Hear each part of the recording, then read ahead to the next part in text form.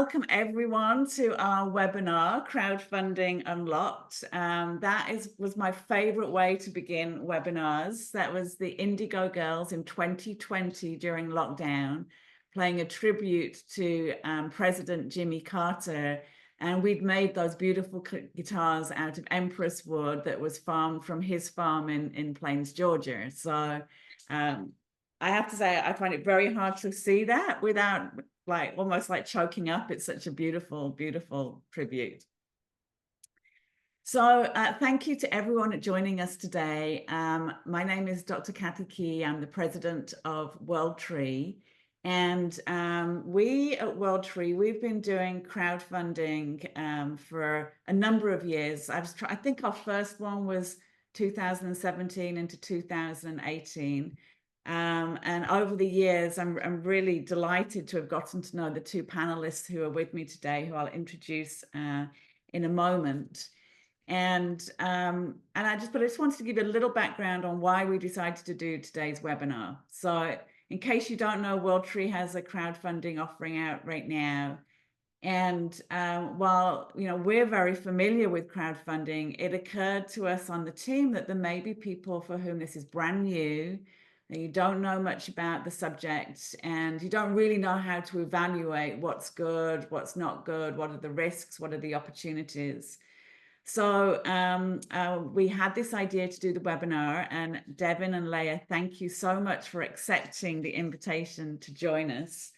Devin Thorpe is an author, the founder of the Super Crowd, with a particular passion for using crowdfunding for impact. One of the most knowledgeable people I know in the space. Devin, thank you for joining us. Do you want to say a few words about yourself and your background? Oh, I'll share a few thoughts. When you're ready for me to share my presentation, I'll bake that in. But all right, it's a thrill to be here. It's an honor. Thank you for having me. All right, beautiful. And then Leah Boulier-Guatreau is from King's Crowd. She'll be sharing about King's Crowd, but the picture I want to make for King's Crowd is it's kind of like the Morningstar, but for crowdfunding. Complete expert in the space, loads of research and rigor behind everything you do at King's Crowd. Leah, thank you for joining us, and maybe you just share a few words about yourself. Yes, thank you so much, Kathy, for having me and Devin here today. I'm very excited because WorldTree is one of the investments that we look at when we assess equity crowdfunding investments.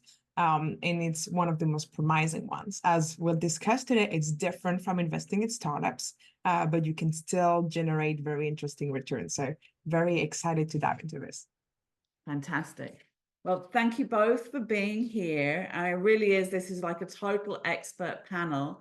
I'm interested, for everyone who's on this webinar with us, we're like, well, let's find out who our audience is. And so we have a little poll for you, which is with some very easy questions, just to find out your background and comfort level with crowdfunding.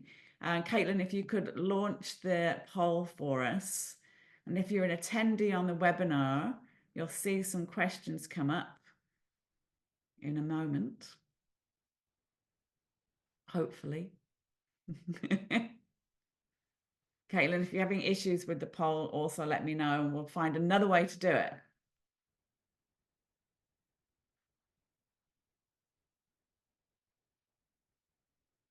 Okay, well, I'm not seeing the poll, so here's my request. If you're an attendee, can everyone see this? Can you see the poll? I'm the only one who can't see the poll. It looks like it. Okay, all right. It's a great poll. It's a great poll. A great poll. I don't feel left out at all. So everyone, if you can just pop your answers in there, I'll give you another second to do that. And then Caitlin will publish. Caitlin, if you could publish the answers so that everyone can see the answers. I suspect that everyone will be able to see the answers apart from me. So Devin and Leah, I'll rely. Okay, she's ending it now. Okay, so Devin, what answers do we? I don't see the answers. I see nothing. So she said that the poll says the number one answer is curious but never made the leap. And we have the next highest answer is I dabble. The next highest is I'm a CF investing machine. But there are a few, 13% that are what the heck is crowdfunding? It's perfect then. Perfect. Yes. All right, that is exact. Well, thank you for joining us. I think we have a little bit of something for everyone, but let's get into it. So, and it's really going to start answering the question for those who are new to crowdfunding. Devin, you're going to be sharing about what it is. Give us an overview of the space, and so I'll hand over to you to get us going. Thank you. It's an honor to be here. Thanks for inviting me. I want to just start off by kind of introducing myself, if you'll forgive me. But in 1976, this dam called the Teton Dam in southern Idaho collapsed the first time it was filled. Of course, it waited until it was filled, the reservoir, before the dam breached. And so it flooded the little town of Rexburg, Idaho, a town of about 12,000 people.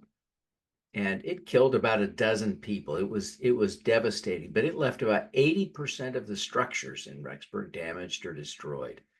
I was 11 years old at the time, but my father came to me that summer and he said, Devin, I'm going up to Rexburg from where we lived in Salt Lake City to help dig the muck and mud out of basements. Would you like to come? And I thought that sounded like fun. And so I said, sure.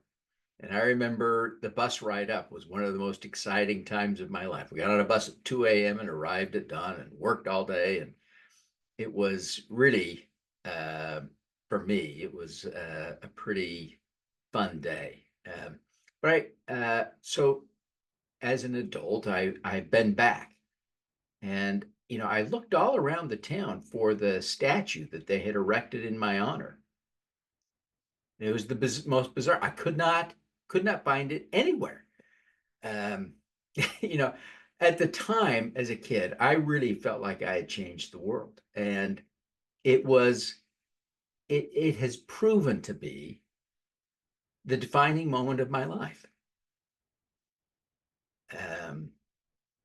I decided then that I would never miss an opportunity to serve other people. Now I have missed other opportunities, but that continues to guide me, that philosophy. And so long ago, I decided that I would devote the second half of my career to social impact. And I have done that. So beginning almost 15 years ago, I left the best job I had ever had after having a fairly successful finance career to do social impact work. And one of the things that I've come to appreciate in this context is that climate change is the greatest impact on all humans that there is in the planet.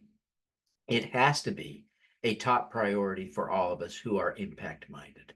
So with that as an introduction, let me explain impact crowdfunding. I recently wrote a book called How to Make Money with Impact Crowdfunding, and you can get a free copy. Whoops, how did I do that wrong? That's the end of the story. I apologize. So what is regulated investment crowdfunding? Let's talk about that. I want to talk a little bit about how to match market returns.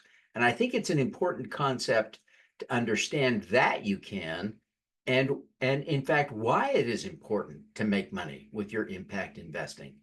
And then I'll skip how to start with $10 because that's not an option today for our conversation. I want to be clear today that as we're talking about these things, that I'm not a financial advisor anymore. I was earlier in my career. And so don't think of this as investment advice. Think of this as education. Again, I'm the author of How to Make Money with Impact Crowdfunding, and a lot of the insights I'll share today come from my book. When I talk about impact, I'm talking about a change that results from your investment, right? And of course, I think all of us who are here today want that change to be positive. We want to address and solve a problem, not create them with our money. And so key examples are reducing carbon emissions. And that's something that we're talking about more directly. But of course, improved health and greater prosperity can result from reducing carbon emissions. Healthier local economies is also important to me. And I think one of the things I love about WorldTree is that it addresses so many of those different buckets, directly or indirectly. In the stock market, you can earn a return on average of about 10%, but it varies widely. And it's crazy sometimes how wild it gets. And we get comfortable because the span between huge drops in the stock market tends to be long. And so we sometimes ignore the risk that our entire stock portfolio could be crushed by market activity. And we're getting back into that situation right now, this minute, because it's been almost 15 years. Well, it has been 15 years since the stock market really had a bad run. But just 15 years ago, and some of us have enough gray hair to remember this well, right?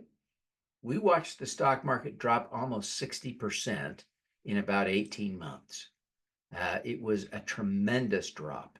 So as we think about the stock market and its consistency in returning 10% over the long haul, we have to also remember that it can drop 30% in a year. It can drop 30% in 2 years back to back. It can be a scary place to put your money. And yet for most of us, ordinary investors, it is the best investment option we have. Nothing returns higher than that that's available to us as ordinary investors until regulated investment crowdfunding.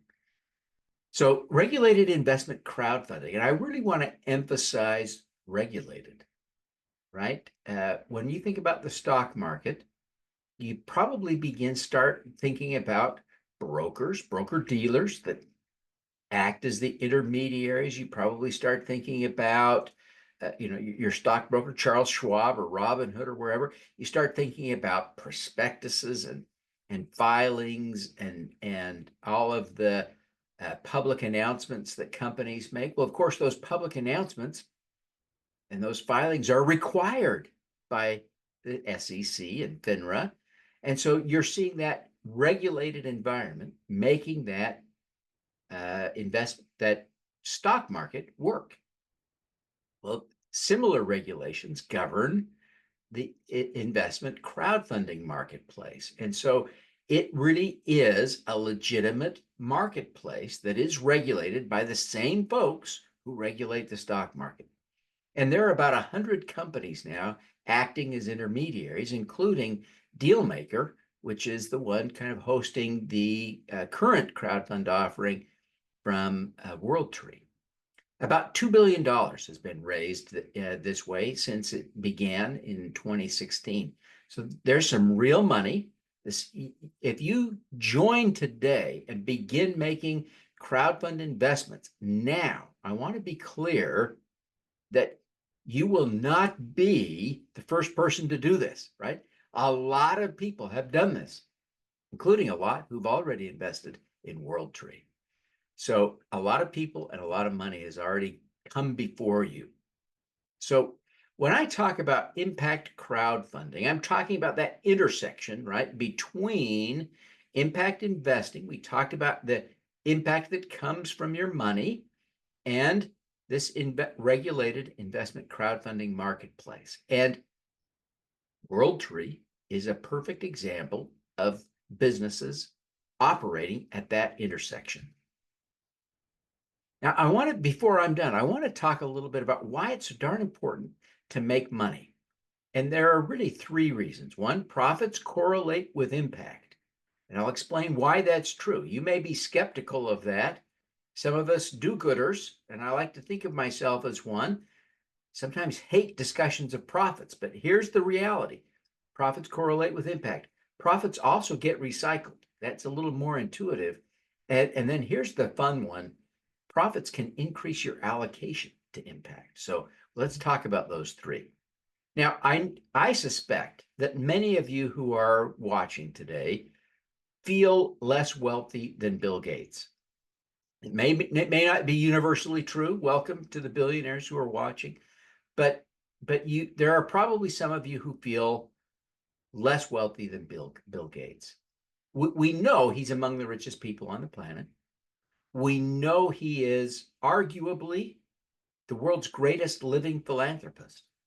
He's planning to give away all his wealth. He said that publicly many times, and he has given away tens of billions of dollars now.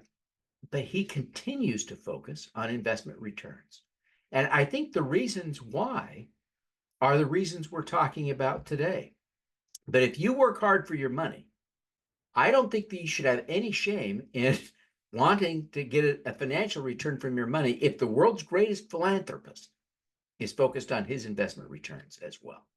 So let's talk about profits correlating with impact. If you were to invest in a business that failed and didn't deliver its product and didn't return an investment return to you as an investor, the likelihood is it didn't carry on its business, right? If it didn't carry on its business, it didn't really have much impact. Some, perhaps, lessons learned, et cetera, but its ongoing impact evaporates.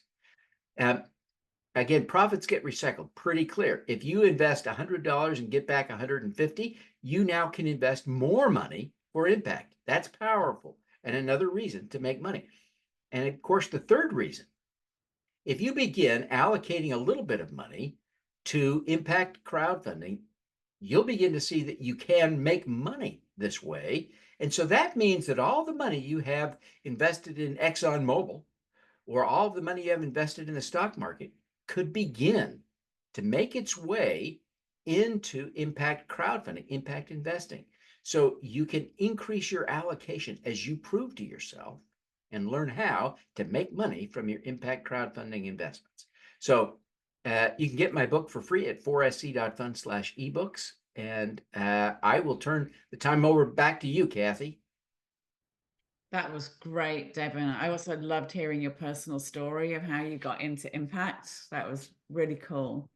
We're gonna move on in a moment, but if anyone has any questions, if you've got any questions right now for Devin, there's a little Q&A box right down there, and you just pop your questions into the Q&A, and we'll either answer as we go along or answer at the end. We'll just kind of go with the flow of what people are interested in.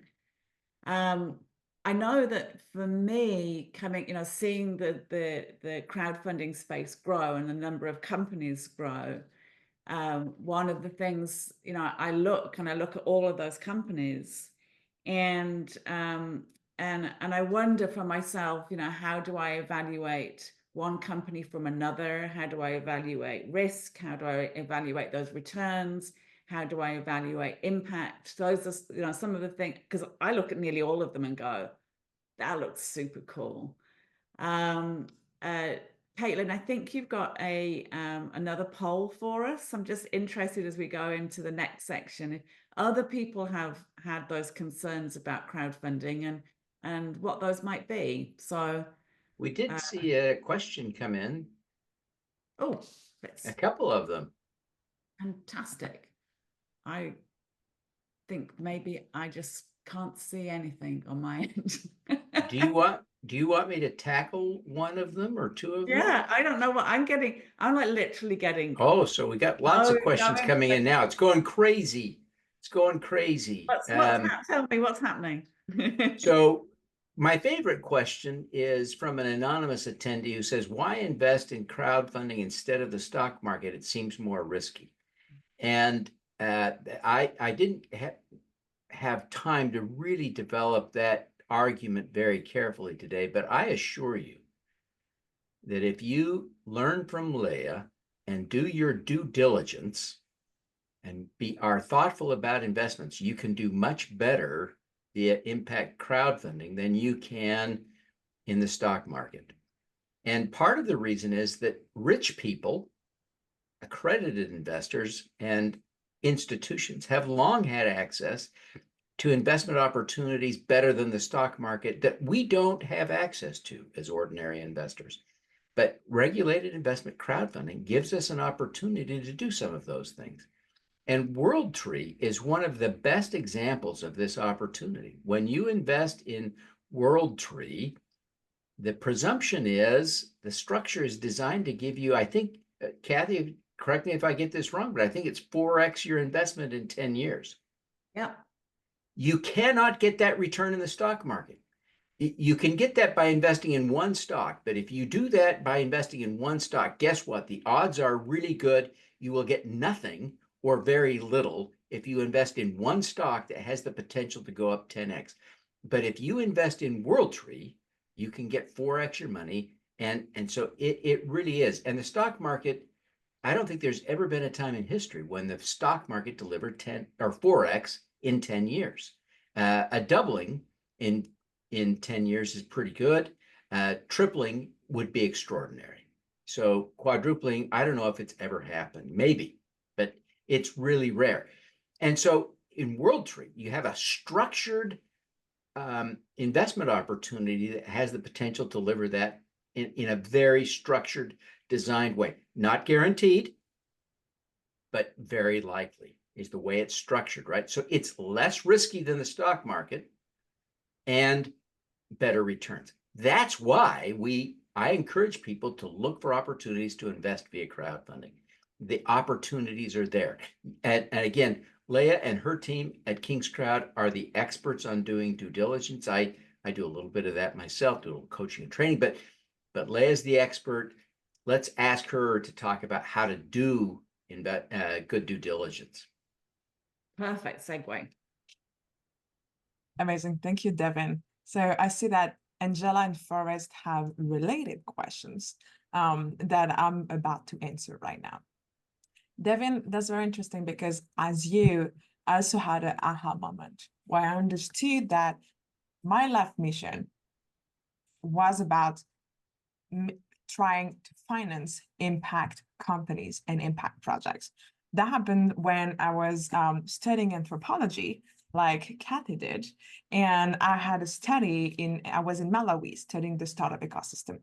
What I saw over there is that most investors were funding startups that were truly improving the lives of people. They were funding startups in education, agriculture, energy, or healthcare.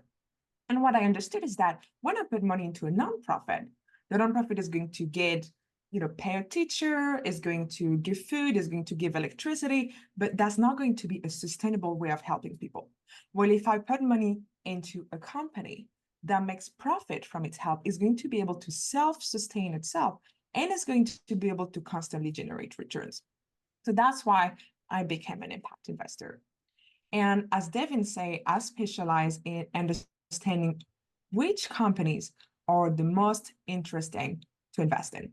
So let's look together how to invest in the most promising companies. You're going to see my slide deck is very simple because the topic is pretty complex, but everybody can assess that. A little word about King's Crowd first. King's Crowd is a company that supports investors. We help aggregate all equity crowdfunding deals on our platform, as well as debt and revenue share crowdfunding deals. We provide data to our investors, as well as analysis. We invest ourselves in 2 companies a month, thanks to our branch, VC branch, Cassie Capital, and we provide investment recommendations to investors. We also educate them to help them make the right investment decision on their own. We have another branch, which is called Raise Paper, which supports founders by helping them find the right valuation, the right platform for their raise, and we also help them fill Form C and other legal documents for cheaper than a lawyer. So when you want to invest in a company, the first step is to search for companies that align with your values, but also with your return expectations. To do that, Well, you can do it on your own at first, going through 70 different platforms, 200 raises every month. If you have a full-time job, kids, a spouse, basically a life or anything else going on, it's going to be very difficult. The good news is that at King's Crowd, we do that for you. This is, if you go on a page called kingscrowd.com/explore, you're going to be able to find our Deal Explorer. On that Deal Explorer, you can search for the companies that you want to invest in. So let's say that I want to invest in a company that is impactful. I'm going to select this here. I want a company that is maybe already generating about $1 million a month. So this is what I'm going to select. And we also rate companies. So we collect 200 to 300 data points, and we provide a rating to every company to help investors quickly know what are the best investment opportunities. So let's say I want a deal that is rating a 4 and up. Well, here you go. Automatically, I have a choice between a couple of companies I can invest in. Art Deco, for example, is one of our recent investments. They do secondhand furniture resale online. Neighborhood Sun is doing community solar. You can just go through all the companies, and you can also compare the deals. I think that was one of the questions that was in the chat. You can select the deals and then just compare them thanks to our tool. So this is a very easy way. And this is accessible in a free version where you will not have the rating, and in a paid version if you want the rating. So it's still accessible to everybody. So now that you've been looking through the different companies, to the different deals, the second step for you is going to find the companies with the highest return potentials. At King's Crowd, we do that with five different attributes. So the first one that for whatever reason decided to not come today is the team. We look at what is the team, and we're going to evaluate this in order for us to understand if the company is actually viable. We also look at the market, the differentiators, the performance, and the price. So let's dig a little bit more into each of these criteria. Oh, here's the team. So to find companies with high return potential, the highest important point is the team. Why? Because we invested in early stage startups. The market is probably new. The product is still being developed. What really matters is who is growing this company. So as we evaluate the team, we're going to look at what is the experience of the founders. Do they have experience in the space? Do they already start a company? Did this company fail? Did this company exit? Are they already entrepreneurs? We're also going to look at the execution. How fast and how well can they grow their company? We're going to look as well at the diversity in the team and network. We want a team that's come from different backgrounds, so we can have fruitful conversation within a company, and where employees can challenge the status quo to grow better.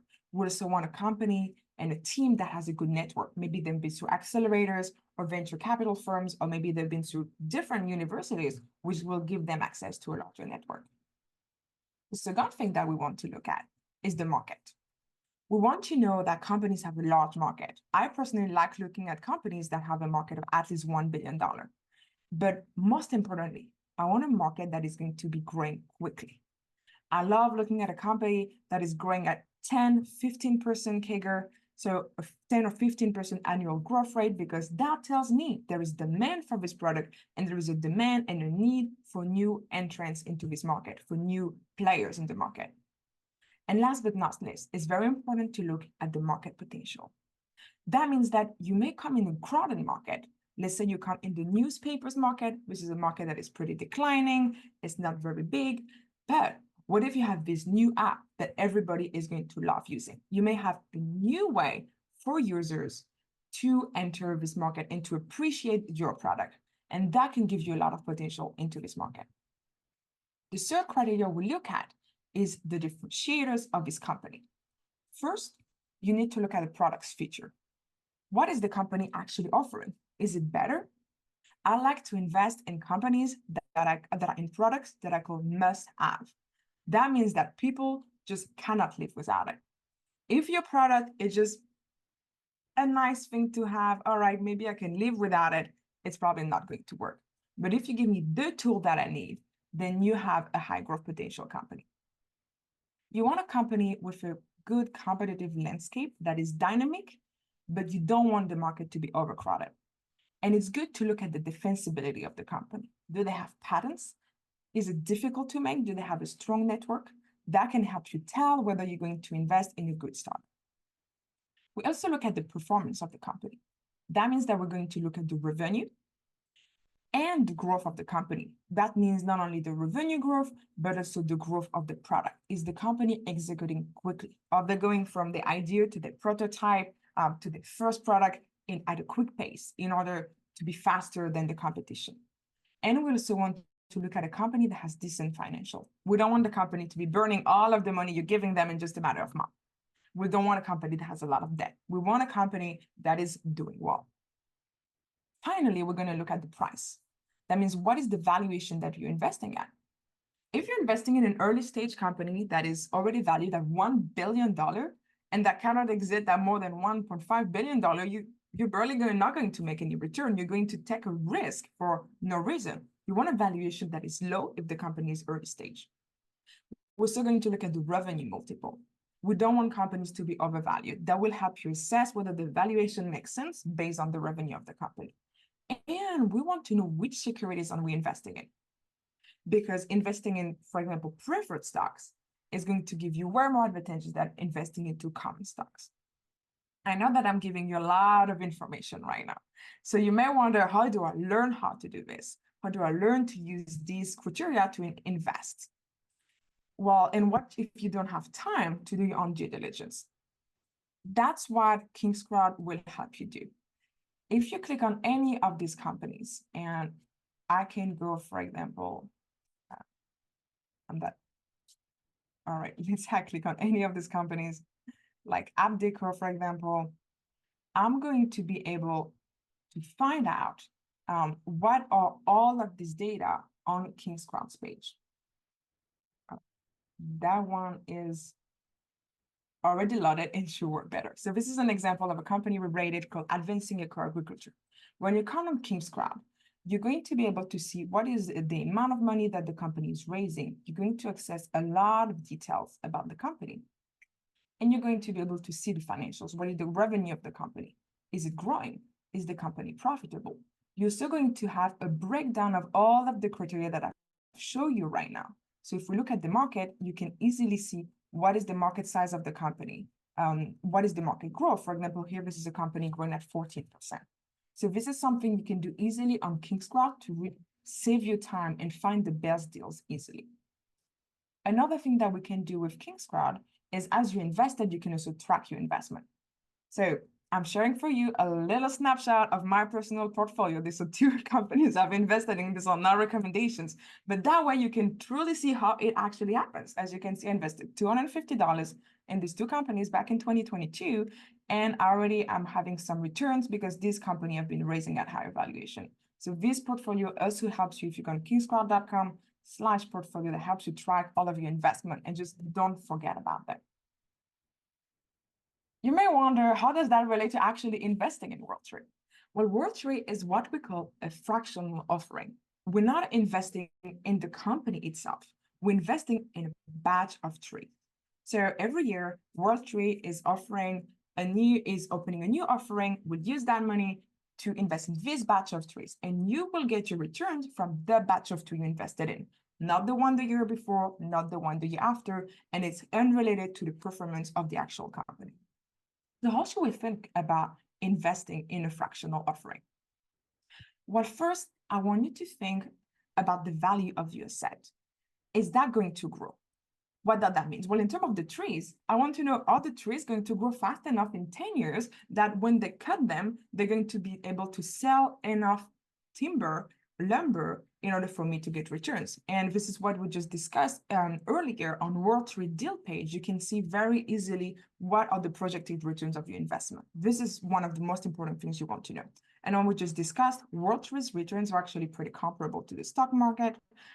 They are actually interesting enough for you to take the risk. Finally, we also want to know if the company is selling this asset serious, because you can buy anything in a fractional offering. You can buy a share in a Mario Kart game, you can buy a share in a Beyonce song, you can buy a share in a horse, you can buy a share in an athlete. Here we're talking about trees, but who is going to manage the trees?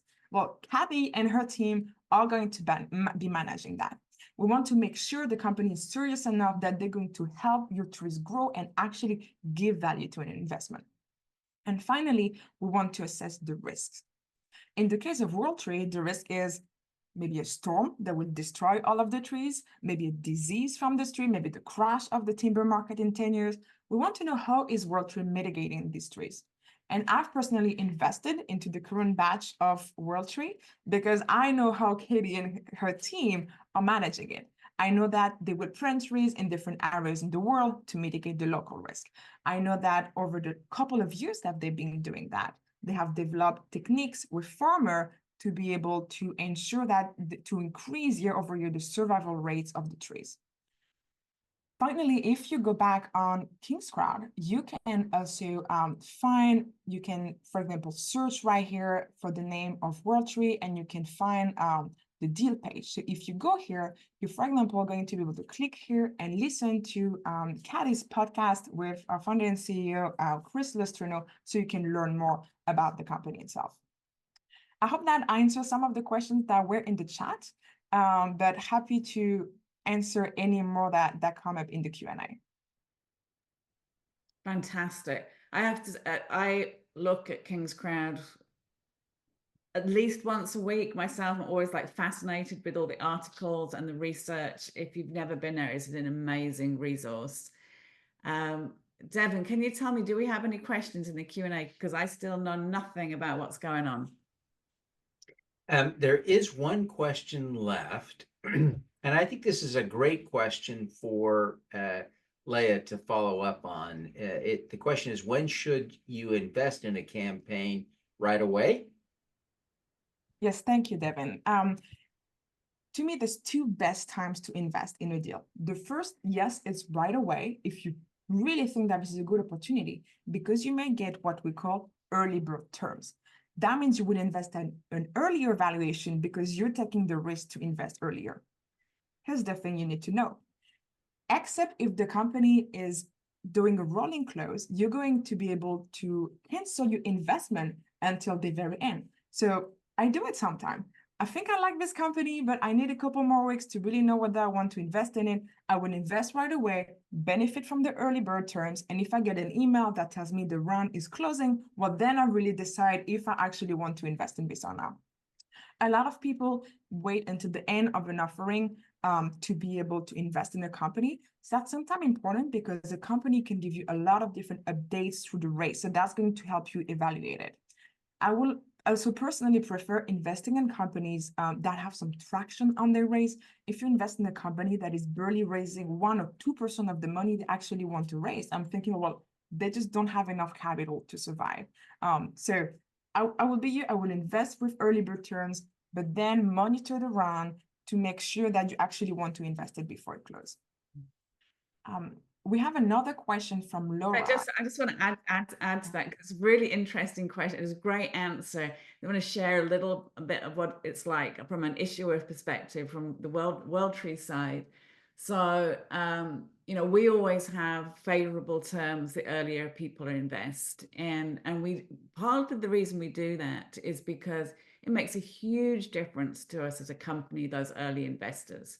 First of all, it creates some momentum for the campaign. People are seeing there's something happening. But secondly, you know, we're ordering trees, we're making plans, we're actually developing our business on the basis of what we see happening. So, you know, just for me, you know, as one of, you know, the founding members here, there's always like, I always have huge gratitude to the people that come in early, because it's like, okay, you've got us started, you've got the ball rolling, we can start planning, we know where we're going with the size of our planting. So thank you for everyone who does that early. Yeah. Laura is also asking if there are companies that are commonly B Corps. We see a couple of B Corps from here and there, but most of them are going to be C Corps. So you're right. That's very good to look for B Corp because you know they're treating well their employee. They really take impact seriously. And sometimes B Corps can be companies that don't really have a product that is impactful, but they just want to make sure that the impact is moderate. Does any of you have anything to add related to B Corps? Yeah, I would add a couple of things. One, it's important to know there are two semi-related things that kind of go by that name, and they're not the same thing. And one is the way you're organized. You can organize a corporation with the state you're organized in as a public benefit corporation. We often talk about those as B Corps. And then there is an organization called B Labs that registers and certifies companies that it is convinced are good for the world. There is a rather, for small businesses, expensive and tedious process to go through it. And, I, for one, I organized my business as a public benefit corporation, but I have not done the B Lab thing with my business because it's too expensive and time consuming. As a small business, I don't have the time for that. I have never looked in my investing, and I'm 100% impact investor via crowdfunding, and I've never looked for that answer because it doesn't really matter.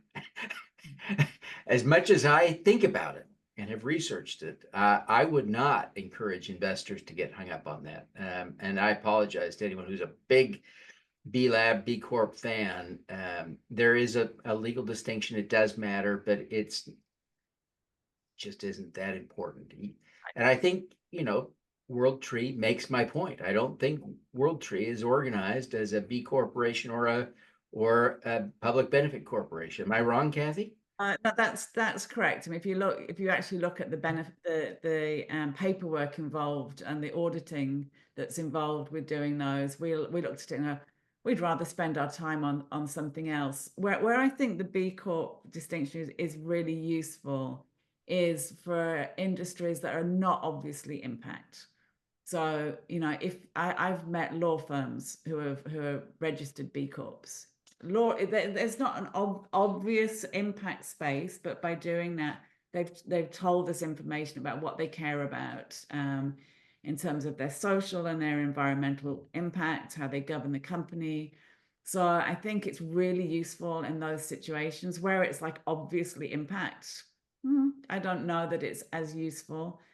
One of the things that I've seen and I appreciate over my time, because when we first started with WorldTree on crowdfunding, when you go on a platform, they ask you to say what sector you're in, like what's, you check a number of boxes. And in the early, impact wasn't even part of the conversation. I mean, we struggled. There was like technology, So what I've noticed, one of the things I like about King's Crowd is you can search on impact, you can search on female founded. Some of the platforms are making that available now, which I think is really great. And hopefully we'll continue to see more of that in the space.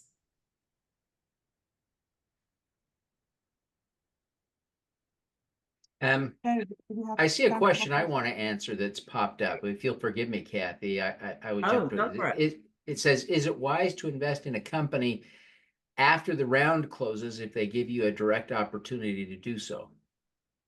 And I hate to say this in a way, but my answer is no.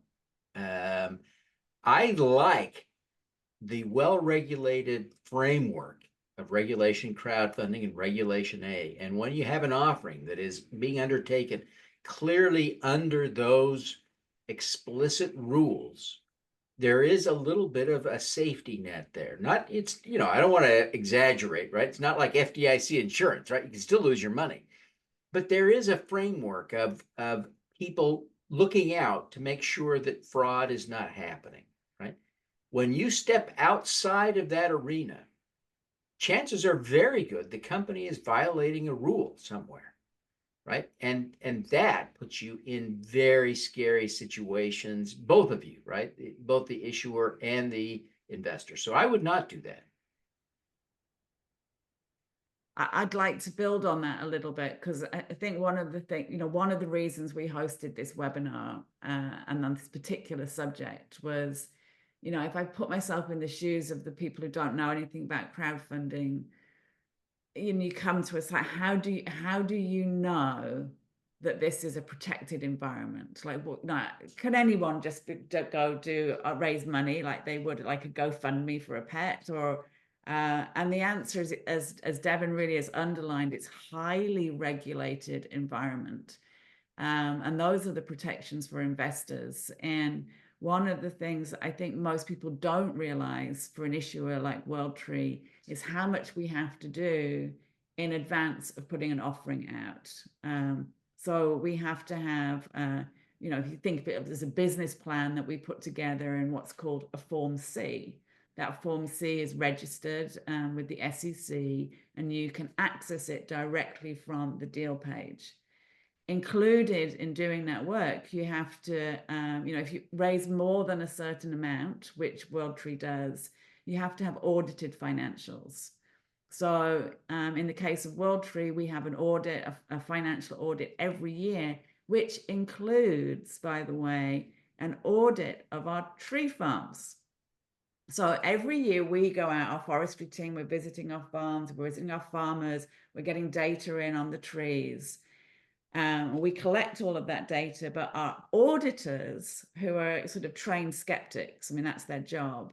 They're like, well, how do we know your reports are real? How do we know these farmers are real farmers? How do we know that you delivered 2,000 trees to that farmer? So they go around sampling, interviewing farmers. They look at all of, we can't just provide them a receipt. They want to see everything to make sure that we've done exactly what we said we would do in that business plan. And only when we've done all of those things are we allowed to launch the offering on our chosen platform. All of this work goes in behind the scenes. And then when it's launched, which goes to this question, there's an issue of fairness. So if you want to know a question about the company, you're interested in something about WorldTree, the way you get your answer to your question is you go on the site, so in case our website, and you put a question in the discussion forum. And you do that way so that everyone has access to the same information.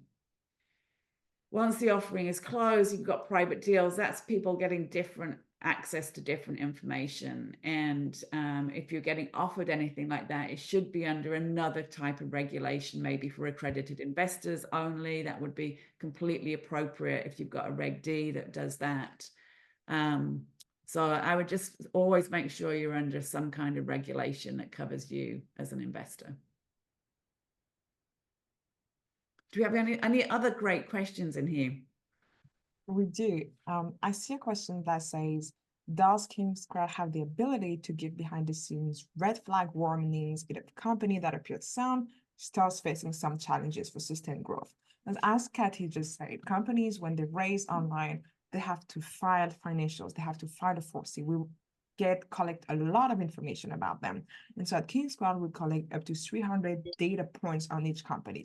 So we built something on every raise page. We call it deal consideration. If you go on any raise of any company on kingscrowd.com, and we highlight red flags and yellow flags to tell investors, be careful, there's a danger here. Now we can rate a company extremely well run. And if 6 months later, they raise again and the financials are worse, there are a lot of problems that we see, we will not hesitate to rate it lower and to highlight these red flags. So yes, it's something that is easily available. Another question came up was KingsCrowd seems awesome. I agree, it is. Laura Lochran asked, but she said, what other avenues are there for investing in these companies? And of course, to be clear, KingsCrowd doesn't offer these for sale. They just do diligence reports on them and, massive data on all this, the whole marketplace. So it's a great website. You buy them from the portals directly. So the WorldTree portal is, you can get there from the worldtree.eco website. It's easy to find, but it's hosted by Dealmaker. That's a little bit opaque, but Dealmaker is a great company in this space that's helping them with there's the link, and Kathy just put that in the chat. But I would note that Superpowers for Good, the newsletter I write every week, we pick. I have a pick of the week stock, and I include a diligence report that's typically about 20 pages long, evaluating the investment that I'm recommending for the week. And a subscription is a whopping $5.95 a month. So you can get 4 picks a month for about $1.25 each. So that's another resource. It's definitely good to look at different voices, different investors' outlook, because even if Devin and I use similar techniques, one may see something that another one doesn't see. I mean, investing is about finance, but it's also an art. So it's very good to listen to several voices. Another question related to King's Crowd, does King's Crowd utilize AI to support the evaluations of companies? So to tell you about the process, the first step is that we're going to fill a form. We have about 3 different people that work on a form to collect 300 data points. Then we use a proprietary algorithm to rate this deal against the other opportunities. So a good rating tells you that's the best opportunities in the pool of currently active opportunities, startup deals. And we do use AI to provide what we call analyst reports. So we're going to take all of these data points. We're going to have the analyst, that can be my colleague, that can be myself, kind of give what we think about the opportunity, kind of put some human insight into this. And then we have AI coming and building a report out of that. So AI will help us by, well, making our thought, be clear, explain it to everybody, but we'll also add some interesting information that we may not have thought about, or some that are more, I want to say, common to every deal and are just easier to share with AI. Great. Excellent. Any other questions in there? Let's see, what else have we got in there? I see another one. I'm typing the answers, but I can also say it right here. So basically, they're asking if some crowdfunding companies are perpetually fundraising. So technically, no, they do have to close their raise, but we see some companies that will raise every year. So that when you raise Reg CF, you have a limit of $5 million. You cannot raise more than $5 million. When you raise Regulation A+, you can raise up to $75 million. These are maximum that are hit from time to time, but not every company reaches them. So the answer is no, but there's some ways to be raising every month or so, basically. And I would quickly jump in to add, and I know, Kathy, you want to go there, but if you'll let me say it, WorldTree is an example of a company that comes back to the market every year with a new offering. And that, in WorldTree's case, absolutely and unequivocally is not a worry. It's a sign of progress. They are continuing to finance their amazing work from the crowd. And I want to be really clear about something that I didn't say yet and want to say now, and that is that WorldTree is not required to raise its capital this way. It could raise this capital perhaps even more efficiently from institutional investors. This is an incredibly good investment opportunity, in my opinion. And so I think they could attract huge amounts of institutional capital, and yet they're making it available to ordinary Joes and Janes. And I think that is in and of itself a social benefit, a social good, a social impact, that they're making good investment opportunities available to ordinary people. That is great. And so big fan of WorldTree and crowdfunding. So yes, there are other companies. I have heard smart people say, and Leah may be one who said it, that when a company just seems perpetually to be raising, you worry in a traditional company. I'm less so, right? You look at some of the greatest companies in history, and they have all raised capital along their growth trajectory. It's just part of the business, right, of any growth company. And WorldTree is a prime example of how capital is absolutely required to grow its impact. So I love it. Thank you, Devin. And remember, in our case, we're raising for a new vintage or series of trees every year. So each one has its own kind of like set of investors and farmers. Well, this has been absolutely fabulous. I mean, really, I've loved every minute of it myself. I hope for attendees you found something useful and interesting. You're going to check out all of the resources. Devin you've got your book available. We've got the link there. I'm going to be downloading that for sure. And I think we're going to be sending it out on the email. You've got links to King's Crowd to go and do your research. And for everyone, WorldTree does have an offering open right now. We have a price increase will be coming in about 3 weeks. So it is actually a good time to come in, take a look, do your evaluation. And we'll be sending out some of the resources. We've had some great podcasts and articles with King's Crowd. So we'll be sharing those resources with you so you can read more about WorldTree through the King's Crowd lens. Devin, Leah, thank you so much. This has been absolutely terrific. Any last words you want to say?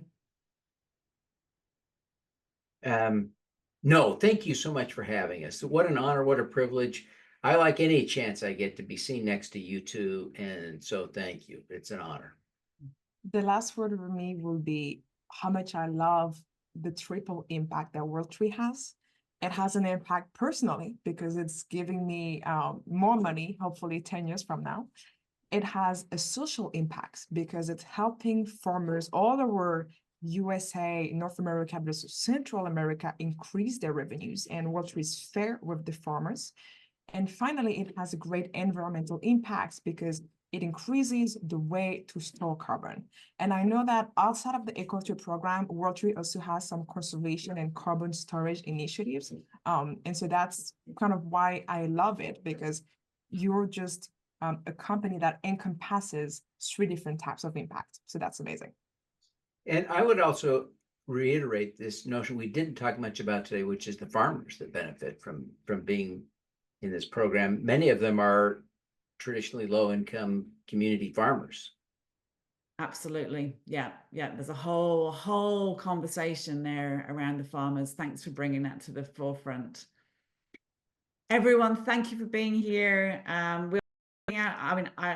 be re-listening to some of this. This has been like so good. Thank you so much, and enjoy the rest of the day. Thanks, Kathy. Thanks, Leah. Thank you, everyone. Bye.